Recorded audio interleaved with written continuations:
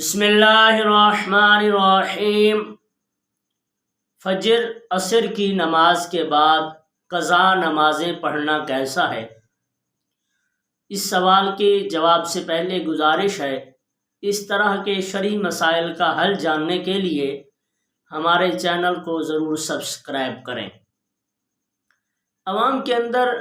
ایک بہت بڑی غلط فہمی ہے کہ فجر کی اور عصر کی نماز کے بعد کوئی سجدہ نہیں کر سکتے، تو اس وجہ سے وہ یہ سمجھتے ہیں کہ جب کوئی سجدہ نہیں کر سکتے تو قضا نماز بھی نہیں پڑھ سکتے۔ تو اس لیے بتاتا چلوں،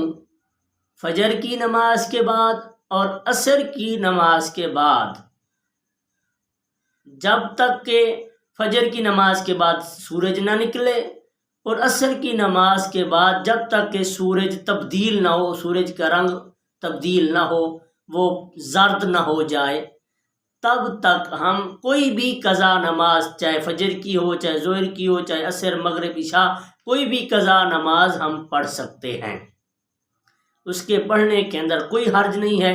اسی بات کو امام ملا خسرو رحمۃ اللہ علیہ نے درر الحکام فی شرح غرر الاحکام کے اندر لکھا ہے، لا بأس فیہما بالقضاء، کوئی حرج نہیں ہے ان دونوں وقتوں میں قضا کرنے کے اندر، فی الفجر الی طلوع الشمس وتغیرها فی العصر، کہ فجر کی نماز کے اندر، فجر کی نماز کے بعد سورج کے نکلنے تک اور عصر کی نماز کے بعد سورج کے رنگ کے بدلنے تک کوئی بھی قضا نماز پڑھنے کے اندر کوئی حرج نہیں ہے، پڑھ سکتے ہیں۔ اور اسی طرح امام ذیلی نے شرح کنز الدقائق کے اندر بھی یہی بات لکھی ہے کہ عصر کی نماز کے بعد سورج کے تبدیل ہونے سے پہلے تک کوئی بھی قضا نماز ہے پڑھی جا سکتی ہے۔ خلاصہ کلام یہ ہے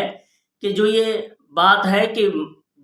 فجر کی نماز کے بعد اور عصر کی نماز کے بعد سجدہ نہیں کرنا چاہیے، یہ نفل اور سنت نماز کے حوالے سے ہے کہ ہم فجر کی نماز کے بعد کوئی سنت، کوئی نفل نہیں پڑھ سکتے، اور اسی طرح عصر کی نماز کے بعد بھی کوئی نفل سنت